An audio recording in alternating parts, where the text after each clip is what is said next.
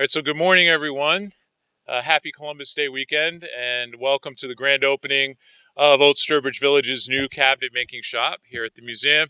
If I don't know you, my name is Jim Donahue. I have the privilege of serving as president and CEO here at Old Sturbridge Village. And so on behalf of the board and the staff, I want to welcome you to the museum for Woodworking Weekend, highlighted today by the grand opening, as I said earlier, of the new cabinet making shop here at the village. One of the things that I love about this job is that I get to work with extremely talented colleagues, dedicated board members and volunteers, and passionate and generous members and donors. And when you bring all of those people together, wonderful things can happen at the village, and the cabinet making shop is a perfect example of that. So thank you for being here today and for celebrating this historic moment for the museum. There are far more articulate people on this dais than I, and so I wanted to invite a few of them to join me at the podium and share with you a little bit of the story of how this project came to be, and so you can hear a little bit from them. And then we have some gifts we'd like to present to folks who were key to this project, and then we're going to attempt to cut the ribbon and let you have take a look inside. So the first person I'd like to invite to the podium is one of our board members, Bob Romer. He is the second vice chairman of the board of Old Sturbridge Village. And Bob was instrumental in the design of the cabinet making shop and gathering the research that was needed to make sure that we could construct it with the historic integrity that we were looking for. Bob was an enthusiastic supporter of this project at the board level and rolled up his sleeves and really helped us to get the building designed the way that we wanted to. So ladies and gentlemen, it's my privilege to introduce to you Bob Romer.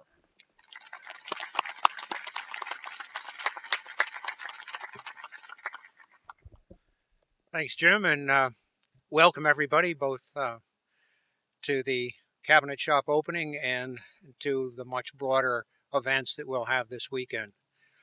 Little bit of background on the cabinet shop.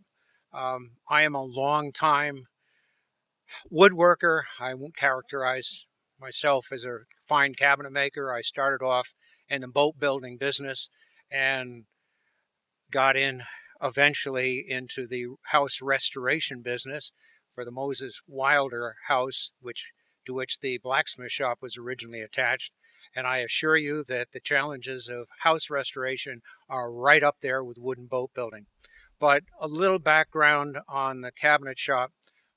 As Brock has said earlier today, and I'm sure we'll reiterate, it's been a very, very long effort. It started off with a number of exhibits and a book that basically set the stage for the cabinet shop. Cabinet shop really started seriously with the Early American Industries Association annual meeting in 2017, in which it was really highlighted to us. A number of older folks came in to that meeting and said, wow, we're really here to see the cabinet shop. And it was our embarrassing message to say, not really. And they encouraged us to actually get on with the job. A member of the association finally stepped up and said, look, we'll give you a substantial matching grant, get going. But the first thing you've got to do is develop a plan. You've got to come up with a plan on which we can invest. And so we did so. Jim and Brock and a number of other people were the pushers who pushed the donors and advertised the overall program and the shop, the advantages of the shop, the legacy of the shop, the legacy of woodworking in Old Sturbridge Village. I, with 40 years of engineering and construction background, was the project manager pusher who put together with Brock and others a concept based on a number of cabinet shops of the period, both in New England and elsewhere, notably the Dominy shop at Winterthur Museum, but concluded that we needed to make some adjustments. First of all, we weren't going to find another cabinet shop that we could move to Sturbridge Village that would accommodate the needs of both the interpretation and the visitors witnessing that interpretation. So we made the decision that we had to build a new cabinet shop, but the accommodation had to be that it had to be big enough to, and substantially larger than cabinet shops of the period, to accommodate visitors so that they could see the active cabinet making go on and engage with the interpreters and vice versa. That was the beginning. It moved very quickly along. The fundraising, I think, as Jim and Brock will attest, moved frankly quite a bit more rapidly than we expected. I did build the model. The model came out of basically my many years of experience of convincing donors and clients about how to get on with the project, and more importantly, the changes that would be necessary to meet the needs of the project beyond what was originally envisioned. So I built the model. We made modifications to the model based on basically 3D design reviews, physical models of the earliest version of 3D design reviews, and it has served us well.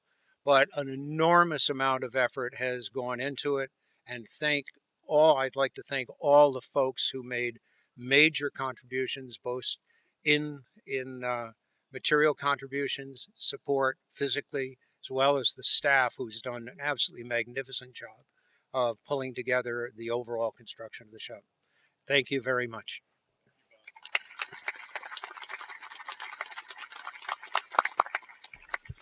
If you haven't seen Bob's model, we had it on display in the temporary cabinet shop for a little over a year and a half, or almost 2 years. You can have it for $10,000 donation to the museum. I'm happy to give it to you. So it's well worth every penny. So thank you, Bob, for your vision and for your expertise. You know, as Bob referenced, the cabinet shop is more than just a building for Old Sturbridge Village. It tells an important story. And the inspiration for that story came from our participation in the 4 Centuries of Massachusetts Furniture Collaborative several years ago. You may remember our exhibition on the work of Nathan Lombard. And so to share with you the significance of that inspiration, I want to invite another trustee from the Old Sturbridge Village Board who played a critical role in making this project happen, and that is Brock Jobe.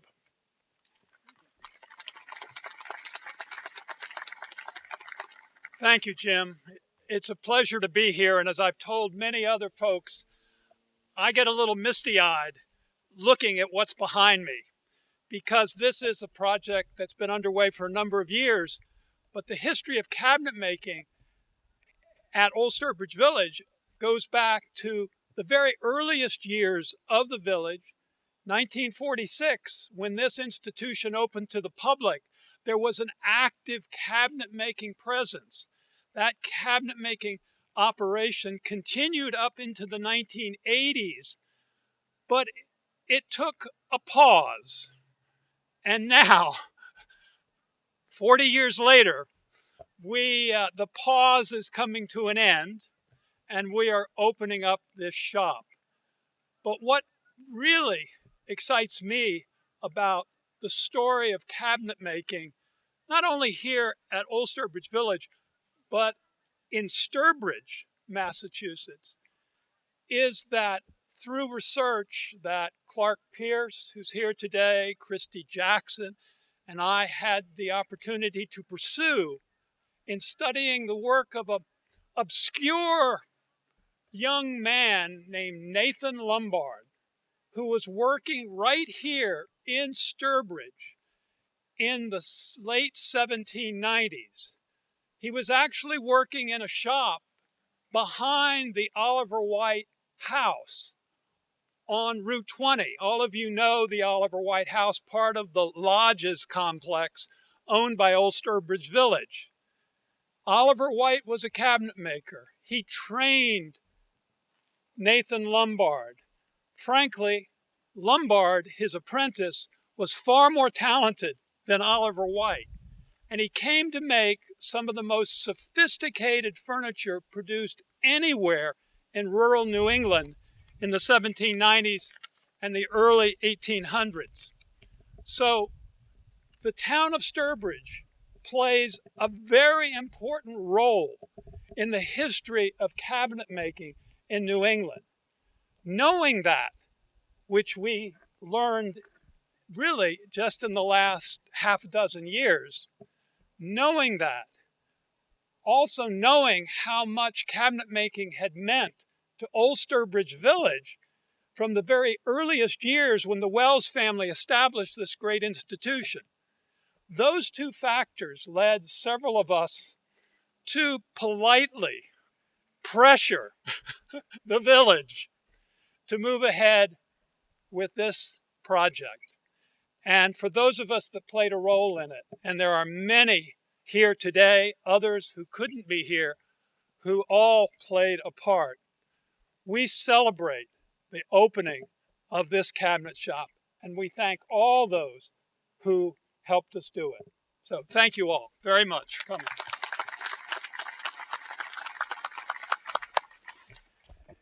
Thank you, Brock. And as Brock mentioned, so many people contributed to the fund to construct the cabinet shop, and we're grateful for everybody's philanthropic support.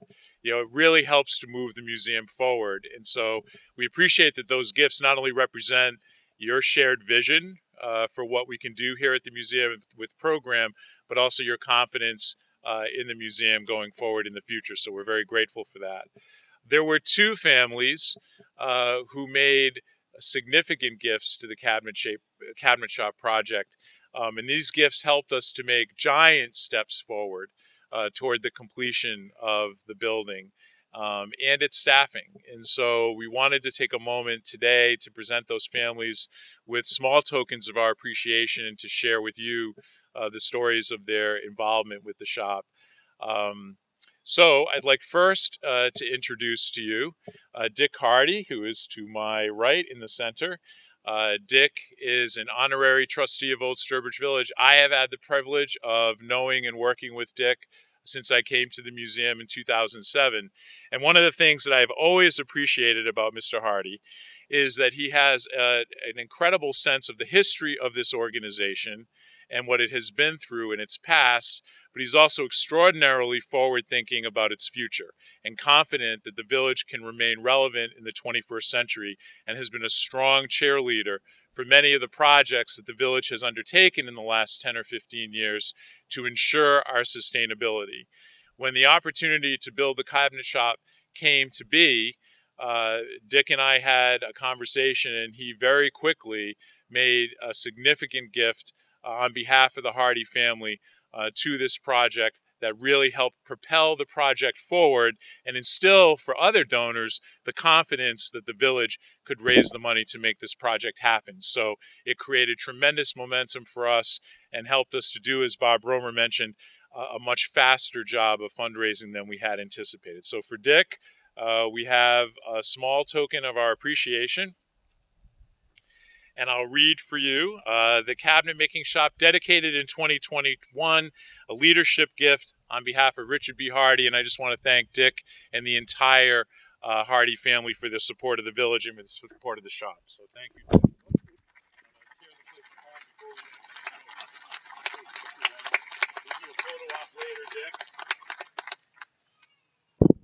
Sorry about that, folks.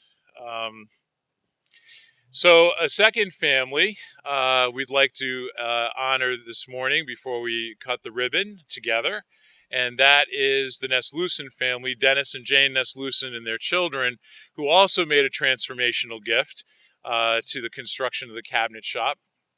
And we had this great conversation, actually, I don't know if you remember it, in my office about it.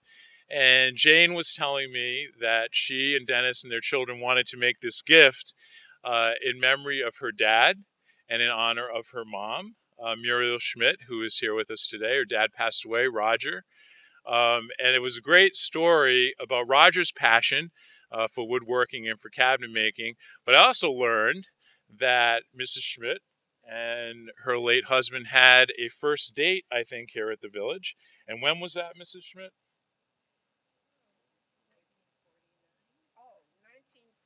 1949. They came here to the village when you can actually drive through. So a long connection to Old Sturbridge Village. And so we were just thrilled that we're able to honor Mrs. Schmidt, Mr. Schmidt, and thank the entire Neslucin family for their incredibly generous support to Old Sturbridge Village for this cabinet shop. So for the Neslusens, we have a couple of gifts for Jane and for Dennis and for Mrs. Schmidt. We'll do a little photo op later, but thank you all very much. Thank you.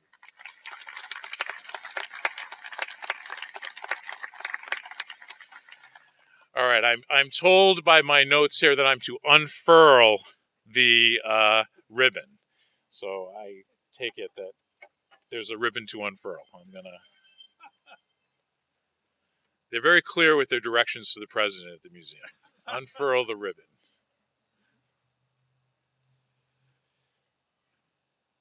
The ribbon must be tightly furled. Here it is. All right. Okay. Wow, look at, well, I got to get out of, I'm going to be tied up by the ribbon. All right, you want me out of here, right? I think so. Yep. Got over to Mr. Hardy, and we'll invite the Neslusens to stand up here with us.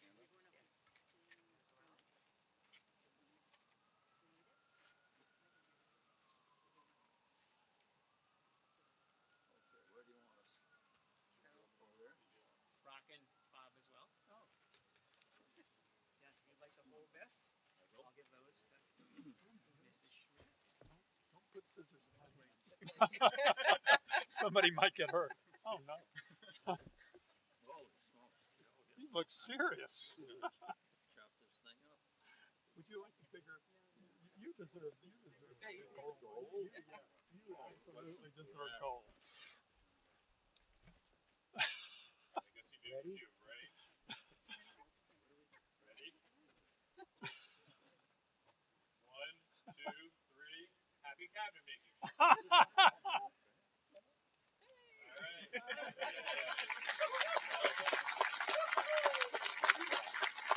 Perfectly That's the first for me. I've never been involved in a ribbon.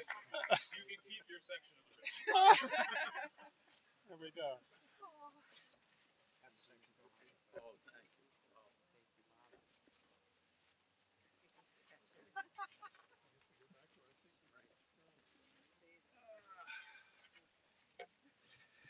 So thank you everyone for coming to the grand opening. Chris Nassis, who's here on our staff, is going to be our cabinet maker. You'll have a chance to spend some time with him. And we invite you to come and look at the cabinet making shop and then come back and visit often. Got lots of programs this weekend for Woodworking Weekend, so check your map guide for times. We have a lecture at 2 p.m. this afternoon with Phil Zay, who has recently retired as the president and CEO of Historic Deerfield, has a long history here at Old Sturbridge Village and lots of demonstrations that I think many of you have already seen. So enjoy your day here at the Village. Thank you for all of your support of the museum. We really appreciate it. And have a great Columbus Day weekend. Thank you, everyone.